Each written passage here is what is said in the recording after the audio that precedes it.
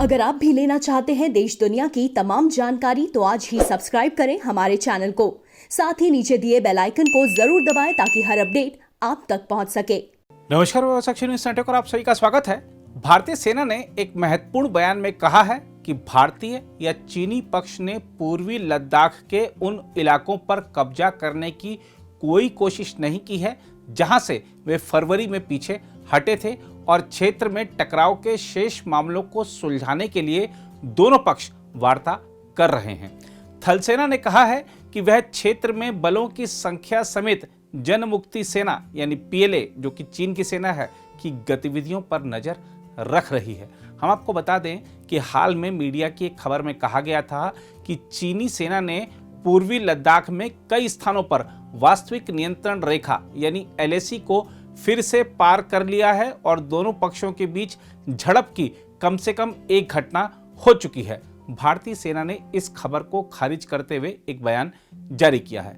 थल सेना ने अपने बयान में कहा है, इस साल फरवरी में सैन्य बलों के पीछे हटने संबंधी समझौते के बाद से किसी भी पक्ष ने उन क्षेत्रों पर कब्जे की कोई कोशिश नहीं की है जहां से बलों को पीछे हटाया गया था। सेना ने झड़प संबंधी खबर को गलत बताते हुए कहा कि गलवान या किसी अन्य क्षेत्र में कोई झड़प नहीं हुई है। थल सेना ने कहा है कि खबर में चीन के साथ हुए समझौतों के विफल होने की बात कही गई है जो झूठी और बेबुनियाद है। भारतीय सेना ने कहा, दोनों पक्ष शेष मामलों को सुलझाने के लिए वार्ता कर रहे हैं और संबंधित क्षेत्रों में नियमित गश्त जारी है। स्थिति पूर्ववत बनी हुई है। भारतीय थल सेना बलों की संख्या समेत पीएलए की गतिविधियों पर नजर रख रही है, ऐसा बयान में कहा गया है।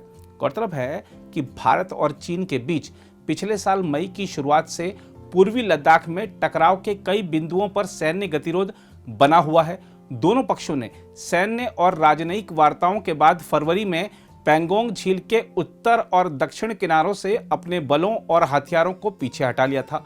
दोनों पक्ष टकराव के शेष क्षेत्रों से भी बलों को वापस बुलाने के लिए वार्ता कर रहे हैं। चीन ने 11वें दौर की सैन्य वार्ता के दौरान अपने दृष्टिकोण में कोई लचीलापन नहीं दिखाया और टकराव के शेष क्षेत्रों से बलों को पीछे हटाने की प्रक्रिया आगे बढ़ती हुई फिलहाल नहीं दिख रही है। इस बीच एक महत्वपूर्ण घटनाक्रम के तहत भारत, चीन, पाकिस्तान और शंघाई सहयोग संगठन यानी एससीओ के 5 अन्य सदस्य देशों के विदेश मंत्रियों ने बुधवार को दुशांबे में समूह की एक महत्वपूर्ण बैठक में हिस्सा लिया। एससीओ विदेश मंत्रियों की बैठक में विदेश मंत्री एस जयशंकर भारत का नेतृत्व कर रहे हैं। रूस के विदेश मंत्री सरगेई लावरोव, चीन के विदेश मंत्री वांग यी और पाकिस्तान के विदेश मंत्री शाह महमूद कुरैशी बैठक में शामिल हैं। हम आपको बता दें कि भारत और पाकिस्तान वर्ष 2017 में एससीओ के स्थायी सदस्य बने थे।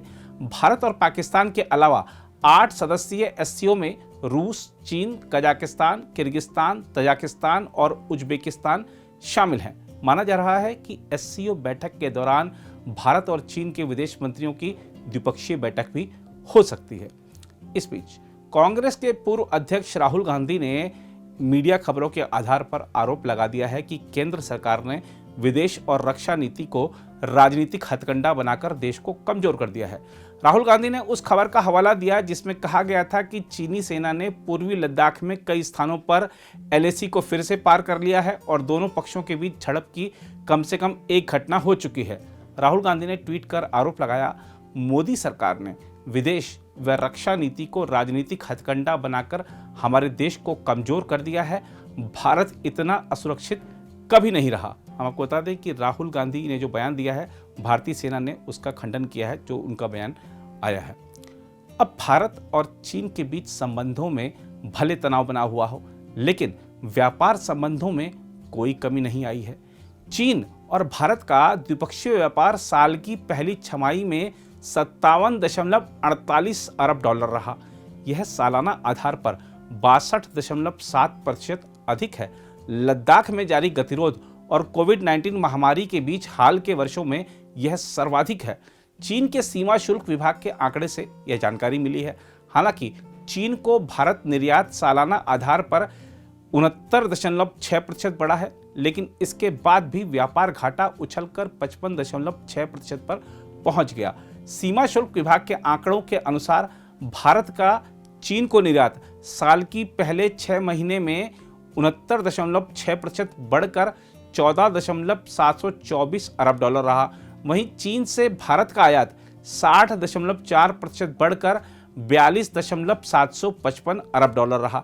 चीन का कुल व्यापार इस साल के पहले 6 माह में 27.1% बढ़कर 18,070 अरब युआन यानी करीब 2,790 अरब डॉलर रहा। इसमें निर्यात 28.1% बढ़ा, जबकि आयात में 25.9% का उछाल आया। आधिकारिक सूत्रों के अनुसार आलोच्य अवधि में दोनों देशों के बीच व्यापार घाटा 28.03 अरब डॉलर रहा, जो सालाना आधार पर 55.6% अधिक है।